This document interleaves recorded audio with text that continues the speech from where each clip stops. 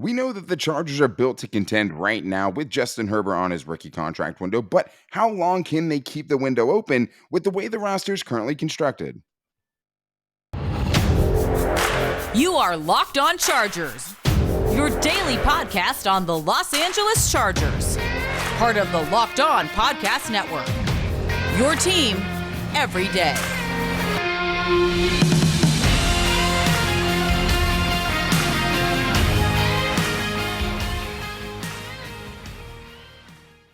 What is up, and welcome into the Locked On Chargers podcast. I'm your host, Daniel Wade, joined as always by my co-host, David Droegemeier, and we've been covering the Chargers together for over 6 seasons now, but we're heading into our 5th season as the host of the Locked On Chargers podcast, bringing you your team every day. Thank you guys so much for making us your first listen as always, and to make sure you never miss the show, go subscribe to the Locked On Chargers YouTube channel and also follow the show for free on all platforms wherever you get your podcast from. But David, we have to get into a list that was put out by ESPN that was future power rankings because the Chargers come in 5th place on that list, basing teams on how good they're going to be over the next 3 seasons. And we know that the Chargers have a big group of this nucleus is all locked in for the next few seasons, but things could get a little bit tricky, especially when it comes to Derwin James and how big of a part of that he is going to play in them being a contender over the next couple of seasons. So we'll talk about that and how the Chargers can keep this core together and fill in the cracks along the way. But one of the biggest questions these experts still have about the Chargers is Brandon Staley and his 4th down calls, even though it worked out so well for them so many times. But David, I was pleasantly surprised to go on this list and see that the Chargers were ranked 5th as far as the future power rankings, because that means it's not a bunch of guys, tagging along for a 1-year deals. There's a couple, obviously, but it shows you that the main part of this team is all in place for the next several seasons. And when you have a roster outside of Justin Herbert that is pretty good, like the Chargers is, and you have an elite quarterback like Justin Herbert, I'm not surprised to see them that high. No, I'm definitely not surprised either. This is the blueprint, right? This is the blueprint of success for any football team, pretty much. You look at the last several years, the Chiefs with Patrick Mahomes, it's all about building around a young superstar quarterback when you have all of the money to be able to do that. And the last couple of years, that's exactly what the Chargers have done. Yeah, and what this list is basically they weight things based on how important that they are. So your roster is 30%, your quarterback is 20%, and you have coaching, the draft, and front office that gets less and less important as it goes as far as how they're coming up with these rankings. And the Chargers were very high on all of those things. I mean, top 12 in every single category with their roster outside of the quarterback. So not including Justin Herbert, they rank as the 2nd best roster in the NFL. The quarterback they have ranks them 3rd in the NFL, and then coaching is 12th, which is, still pretty high for a 2nd-year coach, but that's the lowest one. Drafting, they have a 5, which is a little surprising, but a lot of hits, especially in the first round for the Chargers. And then front office-wise, they get a 10, which is a little surprising because obviously that has to do with the draft, and we all saw the free agency period that Tom Telesco put together. But I think, David, as far as why they're here, why they get ranked up on this list is because of the amount of players that they have. And this is why they said the rise of the Chargers since drafting Justin Herbert should only continue this year, as the team not only should see yet another leap forward by its prodigious quarterback, but also enjoy improvements on both sides of the ball after an aggressive offseason. And while Herbert alone is reason for optimism, Los Angeles has a collection of blue chippers that'll make up the core going forward. And this could be the season the Bolts graduate to the elite tier in the NFL. So, David, Preach. Yeah, that's about as high as praise as you can get. And with this list, what they say is to project which NFL franchises are the best shape for the next 3 seasons, 2022 to 2024. They asked their panel of Jeremy Fowler, Lewis Riddick, Seth Walder, and Field Yates to rate each team based on all of those factors: quarterback, roster, front office, coaching, and their drafting ability. And the Chargers have all of these elite players, David, where it's easy to see, okay, yes, this team has the pieces. They have enough top-tier players to make a run at it right now. Well, everything that you need to do well in football, the Chargers have the ability to do that. They have a phenomenal core of wide receivers to throw the football to. They have a young, talented running back in Austin Eckler, who scored 20 touchdowns last year, tied for the league lead. They have a defense that has a couple of pass rushers that will terrorize quarterbacks all season long. They have a unique chess piece in Derwin James that can do pretty much anything on the football field. And they have a number one corner that can shut down your number one wide receiver. So pretty much all the mechanics of playing offense and defense, they have in abundance. They have a lot of players that can go out there and execute that and do exactly what they need you to do, which is, man, it's going to be very exciting to watch. Yeah, there's not a lot of teams I think that have as many really good players as the Chargers have. I mean, you were laying it out. A top 5 quarterback, a top 10 running back, 2 top 20 wide receivers, a top 5 tackle, a top 5 center Yeah, not to just mention on the the offensive offense. line. Right, exactly. I mean, which should be, around a top 10 unit in the NFL, depending on how things shake out at right tackle. And on the defensive side, yeah, 2 top 10 edge rushers, a top 1 safety, if you ask me, and you have a top 5 corner in JC Jackson. So I think that's why the Chargers are up on this list, but it's also the fact that these guys are all locked up. These guys are all under contract for this run that the Chargers are in. And when you look at, okay, how long can they keep this window open? It does feel like a 3-year window as we see it right now. After 3 years, things are going to change, David, but they have a solid 3 years with these guys intact where they can make a big run. They can, because I mean, you look at the players that are under contract through 2024: Joey Bosa, Keenan Allen, Mike Williams, Corey Linsley, Khalil Mack, J.C. Jackson, Sebastian Joseph Day, Rashawn Slater, Zion Johnson. They have Yeah. so many of their blue chip players, as they put it in this article, that are under contract for these 3 next seasons. So the Chargers, not only are they primed to do a lot of damage this year, which I foresee that happening very much so, they are in position to do that for several seasons. And this is what all the pain and suffering was for. This was what all the losing was for, all of the tough games, all of the times you wanted to rip your heart out after watching the Chargers lose in devastating fashion after devastating fashion. This is what it's all about. The Chargers actually putting together a roster that can not only is going to compete this year, but for several seasons to come. Yeah, exactly. And that's what's pretty exciting is because it feels like, okay, they're not wasting these years of Justin Herbert's career, of Justin Herbert's rookie contract, right? But what I do think, David, is a lot of it will have to do on the defensive side with what happens with Derwin James, because as much as Yes. these next 3 years really feel like they should be the time the Chargers, should be the closest to contending they've been in a long, long time.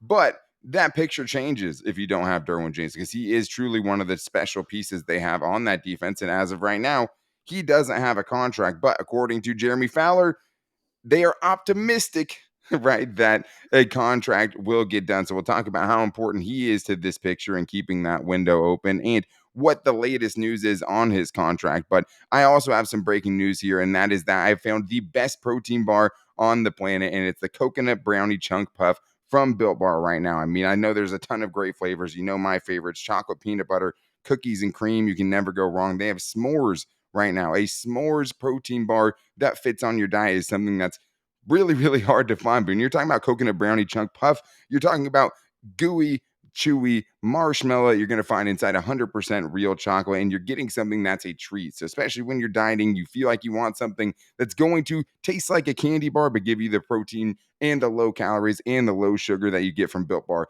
This is where you go. But stop, joy, and listen. They're good for you. All of the things I just said: low calorie, low sugar. But the coconut brownie chunk puffs are only here for a limited time. So make sure you guys go to built.com so you can try, honestly, one of the revolutionary flavors from it. I mean, I know you guys have your favorites, but when you have something like this, it's out for a limited time. You want to get on it before it's gone, because there's a few different flavors I look back on. I'm like, I wish I would have gotten more before they were gone. And there's so many great flavors to choose from all the time. But you guys can even save some money right now on that coconut brownie chunk puff. If you guys go to built.com, you can use the promo code LOCKED15 to get 15% off your order. That's promo code LOCKED15 for 15% off at built.com.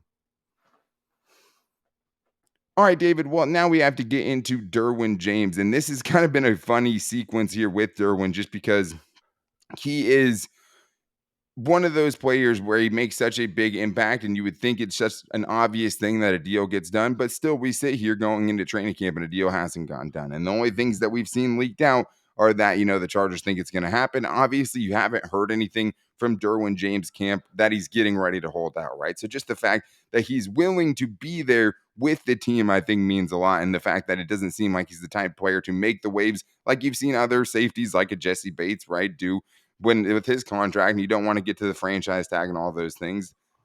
But now I think this is at least the most reputable person that's reported. And it was Jeremy Fowler who said the Chargers are optimistic they will reach an extension with star safety Derwin James. Per sources, players reporting to Camp Tuesday could create urgency expectation from some in the league. A 2023 free agent and engine for the LA defense will be the league's highest paid safety. But I'm surprised so far, David, I haven't seen Derwin James show up on the Locked On NFL's top 50 most valuable players in the NFL. I'm still holding out hope that he shows up because I'm starting to see some quarterbacks that I'm questioning if they are more important than Derwin James is to the Chargers. But make sure you guys check out on Locked On NFL who moves the betting lines the most in Vegas from Bet Online, because it's going on right now.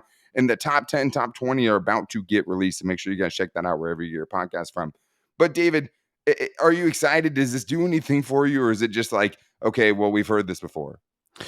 Honestly, I think it does get me a little bit excited just because of the proximity of when the report was released. And it's because training camp is right around the corner. I mean, it is literally in 7 days. The rookies have already reported. They're already at training camp right now. The veterans are going to report on the 26th. So, and it just doesn't seem like a coincidence to me that a report like this coming from a reputable source like Jeremy Fowler from ESPN is coming out right now. It just makes me feel like a deal is imminent, that it is coming. And when you're looking at this deal and you're looking at the highest paid safeties in the league, they are going to pay Derwin James a boatload of money. Yeah, and the expectation is for him to become the league's highest paid safety, as he should, right? Because there's no question to me that he's top 5, right? And if you're a top 5 at your position in the NFL, you're probably going to be becoming the top paid player at your position. It might even be top 10, honestly, when you look at that, just because that's the way it works. The market tells you what somebody's worth.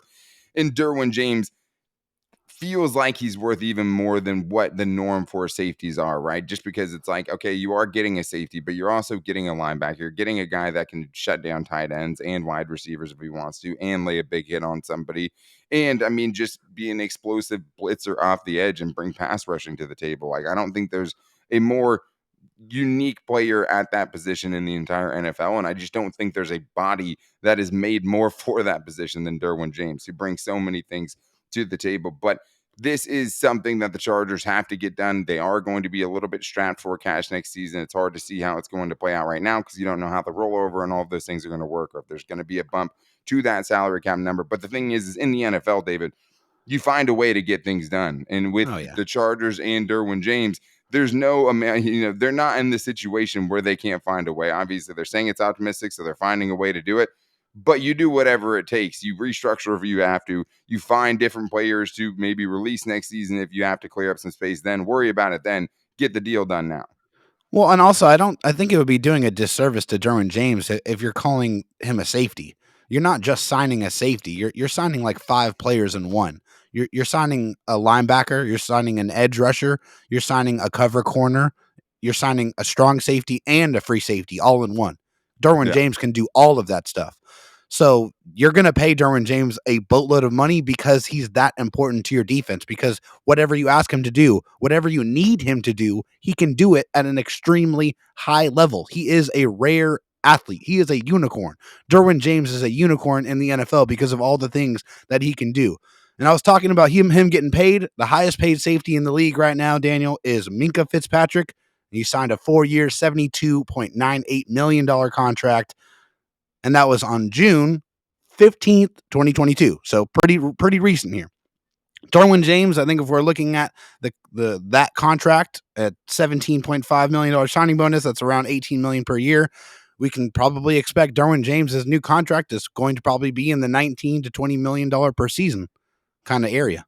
Yeah, I mean, he's going to reset the market for sure. And that is something they brought up on here on what could change for the better. Basically saying, what can happen for the Chargers to make things better. And it is for them has a lot to do with all the big contracts they already have. And that they say is extending Herbert to a massive deal in the next 2 years could limit the number of supporting stars Los Angeles can pay. The Chargers have 7 stars with a cap hit of at least $8 million in 2022, with Keenan Allen and edge rusher Joey Bosa making him nearly a quarter of the team's salary cap. The Chargers have one of the best rosters in the league, but must get creative to keep it that way, starting with safety Derwin James Jr., who is due a new market deal shifting deal soon. So that is a concern, I think, David, is just how do you keep it going? But one of the things that the Chargers did do this season was find those guys on the cheap late in free agency that have helped kind of alleviate some of those, concerns, I think. But you have to keep doing it. And that is going to be one of the storylines for this team going forward is can you keep filling in around these big contracts? Because you are paying Khalil Mack 20 plus, you're paying Keenan Allen 20 plus, Joey Bosa 20 plus. The Herbert contract part of it doesn't really, I don't think, affect this as much as people think because he's under contract for 3 more seasons. Whatever extension that he signs is going to build off of that after his rookie contract is over, and they can finagle the money however they want, kind of, and when they want it to hit, a la Patrick Mahomes, and his money really just starting to kick in. Deal with those problems down the road. The window is now, but you have to keep building around these expensive pieces. Yeah, I mean that's definitely the worry to me. The worry to me is just playing that jigsaw puzzle and trying to figure out how everything fits. But I think we've seen across the league that there's some magician like things that people can do with the salary caps, and they can make things work if they really need to. They can move money around. The one weapon that the Chargers utilized this offseason that they really hadn't utilized many off seasons before this is restructuring. They restructured Khalil Mack's contract to give a little bit more cap space. That's something that they can do with several other deals as well. They can move money around to where they can make it work. But also, this is a destination now, right, Daniel? The Chargers are a team where people are going to want to come join this team because they feel like this team is primed and ready to go fight for a championship. So it is a destination that I think players are going to want to come to because, hey, it's all about winning, right? We're trying to win championships, get rings. That's what it's all about. Yeah, and I think that's why you see a guy like, Bryce Callahan come on such a cheap deal and Kyle Van Noy come on such a cheap deal to go along with the other players who chose you in California, which isn't the easiest place to recruit to, like an Austin Johnson, Sebastian Joseph Day, JC Jackson, all those guys still chose to come here. I mean, obviously for a lot of money, and you don't know what other teams were offering them, but I think if it's close, you want to pick a team like this that you feel like truly is in contention and has a window here going on right now that they can tag onto and be a part of. And I think if you can keep doing that, you're in a great spot. But it can't just be free agents, right? It also has to be the rookies. And I think the other thing is Brandon Staley has to keep having those relationships that led to some of these guys coming in, guys who have played for him before. And I mean, the reputation he's already showing around the league. But even with all those things, when you're not looking at the guys and the differences in the way the Chargers have drafted, the differences in free agency since Brandon Staley took over, I mean, it's still being questioned by some people. You see it on this list. Brandon Staley comes in as 12th in the league. And I mean, he's only coached 1 year in the NFL and he didn't make the playoffs. So I'm not going to argue with the 12th placement. But their biggest reason to worry was Brandon Staley, was all the fourth down calls. And it's just funny that even after he showed you can do it and you can do it correctly, that's still the big concern. So we're going to talk about what we think our biggest concerns are coming up right after this. All right, David. So we talked about why the Chargers have the window they do right now, why it's open for these next 3 seasons at least, and things get a little trickier after that. But that we're focused on right now, and most teams don't get a prolonged window like this, right? You have the 28-3 Falcons that had that kind of one little run, and then they were flash in the pan, they were gone. You have the Eagles who make their Super Bowl run, and they're gone, and the Ravens and so on and so forth. There's been a lot of those teams. It's hard to keep it together for multiple seasons and keep that window open. But the Chargers, as you're seeing here, coming in 5th on this list, they're in a very prime spot to do exactly that. But there's still questions about Brandon Staley. And when it comes to the biggest worry they put for this list, it's let the record show that I'm a Brandon Staley fan. But that said, his aggressive, analytical, probability-driven coaching style is not for the faint of heart. You could argue that some in-game decision-making / risk-taking might have cost them in 2021, even though the Chargers set the single-season NFL record with 22 successful fourth down conversions on 34 attempts, 22 out of 34.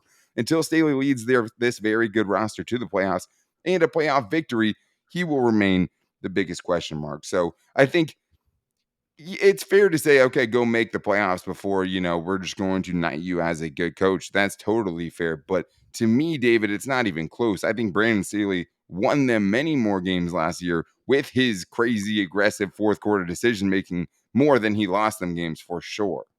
Well, just think it was really funny just listening to you read that excerpt of them They're talking all good about the things. fourth Yeah. down success. It's like, oh no, these decisions were so bad, but they set an NFL record for the most fourth down conversions in a season.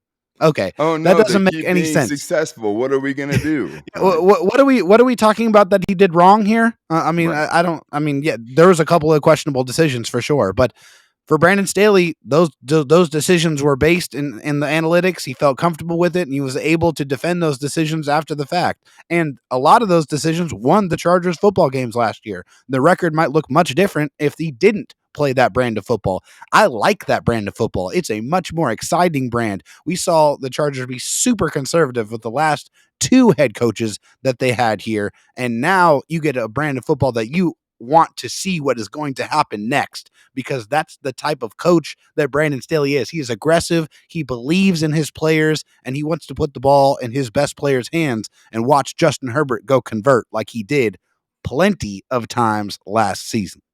100%. And I mean, I think you could see some regression in that number, right? I mean, that's Yeah, a almost unsustainable number. It had never been done before, right? So right. it might be an unsustainable number, but first of all, I don't think they're going to be as many dire situations. I think more fourth down attempts that they have this year are going to be trying to put their foot on a team's Yeah, throat trying to than they score. are to get themselves back into a game, because that is one thing I liked is he was just starting to go for it earlier than some other teams would, and in some situations obviously other teams wouldn't try to do it there, but it's like he seemed like he had a very good feel when games were getting away from the Chargers, and a lot of times the jolt that they got, the boost that they got from their head coach was, hey, we're going to go for it, and we're just going to, we're not going to let this game get away. And I think you saw And I that way love more that. times, Love it.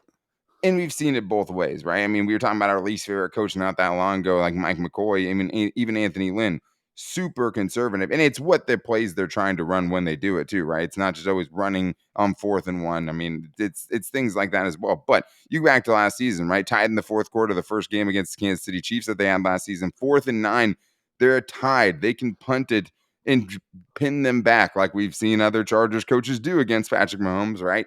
They Yeah. didn't. They went for it. They scored a touchdown. They put the game away. You're up 7 against the Raiders, Monday Night Football. They go for it on 4th down and make it when they're up by 7, right? Almost every coach is punting right there. They're up by 7. They go for it anyway. They get the touchdown. They ice the game. Derek Carr comes back, throws an interception to Derwin James. They're down 14 in the third quarter against the Cleveland Browns. Staley goes for it twice on the same drive. Could have settled for a field goal. Didn't. Went and got the touchdown. They score. They come back and win that game. One of the craziest fourth quarters that we've ever That was seen. an absolute brawl, too. That game was a brawl. 100%. But it's like, I think obviously, David, because of what happened in the last game of the season, right? Where the Chargers Oh, go yeah. for it from like their Of own course. 20-yard line. It backfires on them. They end up losing that game. But it's also easy to forget that it was the most exhilarating fourth quarter and the most proficient run of successful fourth downs that we've ever seen in the NFL, what Justin Herbert was able to do at the end of that game, even with all this team's Well, I flaws. mean, But go back to Justin Herbert's first start. I mean, just to yep. bring this up, Justin Herbert's first start in the NFL against the Chiefs, they go into overtime. Brandon Staley's the head coach of that team that year. I think that they win that football game with them going for it on 4th down, Yeah, trusting and in it was Justin the Herbert to convert. 34-yard line. It was 4th and 1 from their own 34, and they ended up punting it back It's to Patrick ridiculous. Brandon Mahomes. Staley goes for that 100 times out of 100.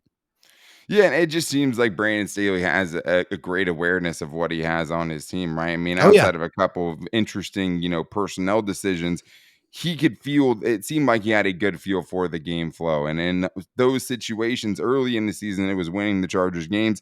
When it loses you a game later on in the season, it's harder to argue for. But it's give me, magnified. Yeah, of course, and I understand why people, this is a big change in the way things are normally done. So I understand that it's scary, right? It scares all of us. But for me, I'm just always going to lean on the side of being more aggressive. But to say that Brandon Staley is this team's biggest worry, David, I think is asinine. I mean, that doesn't make any well, sense to me. I think Brandon Staley is something that's propelling them. I think there's many other issues on this team that worry me more. It definitely, and for Brandon Staley, it's not only just what his coaching decisions were; it's about the personnel decisions that we talked about before. It's the changing of the philosophies of investing on the offensive and defensive lines that have been neglected for so long. That has changed because of Brandon Staley. He said, "We're going to get bigger. We're going to get meaner. We're going to get nastier." That's exactly what happened, and it already bared positive fruit last year with an offensive line that was one of the worst, turning into one of the top 10 to 15 offensive lines in the league last year. That's what I think is going to happen with the defense as well, with that focus on revamping that defensive line. I think that focus there, also coupled with the family nature, just the way he is with his players, I think that is all going to be positive things that are going to continue to grow and continue to be reasons why the Chargers are very, very good in a very good situation going forward. And I think people talk about culture all the time. Every single new coach comes in and says, hey, we're trying to change the culture here. And it's easy to say, it's not easy to do. And I don't think anyone is going to be arguing that the culture is the same as when Brandon Staley showed up, even after just one season. It's changing. Impossible. 100% it is changing, and it's changing for the better. And I just think that with him, I mean, yeah, all the personnel things, right? All the draft and free agency stuff that he's changed is obviously huge. The emphasis he's put in the trenches is huge. And I just think the way he coaches the team and the belief that he shows in his players are reasons for me to say he's far from the thing that worries me the most going into 2022 for sure. And especially over the next 3 seasons, where I think one playoff run obviously changes things a lot as far as the conversation around Brandon Staley, and they should absolutely do that.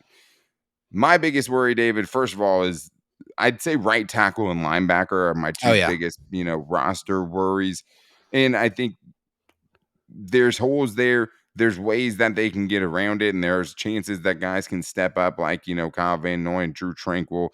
We don't know what's happening with Kenneth Murray. And at right tackle, maybe somebody takes over and plays very well. But I think I would go to both of those things before I go to Brandon Staley as my biggest worry.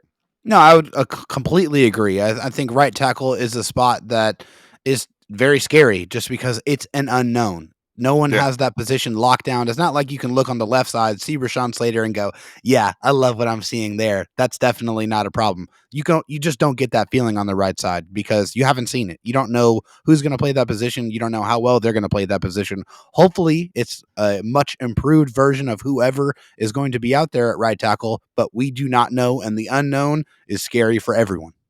It's scary for sure. And I think the other thing is the reason it's scary is because you see how good they are at other positions. And that's what the scary thing is just that it's like, okay, there's just a couple of things that seem so obvious from the outside looking in, where it's like, okay, yeah, that is very scary. But it's a lot more scary because you're afraid those things are going to be the things that derail what is a very, very promising roster that the Chargers have right now, according to this list that we're talking about right now, the second best roster and the third best quarterback. That's plenty enough to get it done. He's only behind Josh Allen and Patrick Mahomes. And I mean, roster wise, they're behind the Bills, which makes some sense anyways. They're a very well built team. But to me, David, it's going back to even the thing that could get better. I mean, it's finding the ways to keep on filling in around these contracts they have now and what Derwin James contract is going to be when that kicks in. How do you keep finding ways to build around it? And we talked about free agency, but I think the other thing also is the rookies. You're going to have some of these rookies step up. You're going to have to hit on some undrafted free agents. You need cheap guys to fill in the cracks. And that's going to be, I think, one of those things. It doesn't necessarily worry me, but I also know that's what has to keep happening for this window to stay open. Brandon Staley said that he is bringing or brought in coaches that have a pedigree of developing players. And I think we have seen some development so far. We've seen guys Only like Trey 1 year, McKitty. too. That's hard. Yeah. We've seen some development. I mean, we saw positive play out of Trey Pipkins, which we have not seen at any point before Trey Pipkins, this Trey season. McKitty, Nazir Trey Adderley is McKitty, another one of those guys. Several players. And I think that's what they have to continue to do with those middle to late round picks. They got to take those guys that aren't expected to start right away and develop them into capable and dependable players on your roster. And I mean, at least it's too early to tell with like the 6th and 7th round picks from last year. Like, 5th round Brendan Hymus or Mark Webb. We just don't know. But that's the thing about development. You can't see it in one season, right? But those are the guys that once some of these other guys, these miscellaneous pieces, right? When Matt Filer, his contract runs up, can Jamari Sawyer step in, right? It's Yeah. stuff like that where you can find those cheaper things where you don't have to keep trying to replace giant holes in free agency with giant contracts, which they've done at premium positions. And I think they've done it well because the dudes they have spent money on are at, cornerback and edge rusher and wide receiver. And those are very premium, important positions. But that's not going to get it done. You have to keep filling in around them. You have to get these cheaper free agents that fit well, right? And also we're willing to come in on the cheap. And these rookies have to be able to step up, which we just haven't seen enough in the later rounds from the Chargers. But that's going to wrap things up for today's show. But make sure you're back tomorrow, even though David's on vacation, even though I'm getting married in 2 days. We are going to be back and we're going to have a fan mail Friday for you guys. So make sure you hit us up at LockedOnLAC on Twitter, which is where we're going to put a post out. But you can even get in the YouTube comments and make sure you're subscribing to the Locked On Chargers YouTube channel to make sure you're getting in on that action. But you can comment there. You can go comment on Instagram at Locked On Chargers. And David Droegemeier's DMs are always open at DroTalkSD on Twitter. And you can find me on Twitter at DanTalkSports. You can also call into the voicemail line at 323-524-7924 if you want to get your actual voice asking questions on the Locked On Chargers podcast. And we always try to answer them. But that is going to wrap things up for today's show. If you guys want to contribute to Fan Mail Friday, make sure you get in on that. And as always, make sure you're finding us wherever you get your podcast from. You can find us for free every day on Spotify, Apple Podcasts, or wherever your preferred podcast option is. You will find the Locked On Chargers podcast there. But make sure you're back here tomorrow for Fan Mail Friday. Until then, take it easy and go Bolts.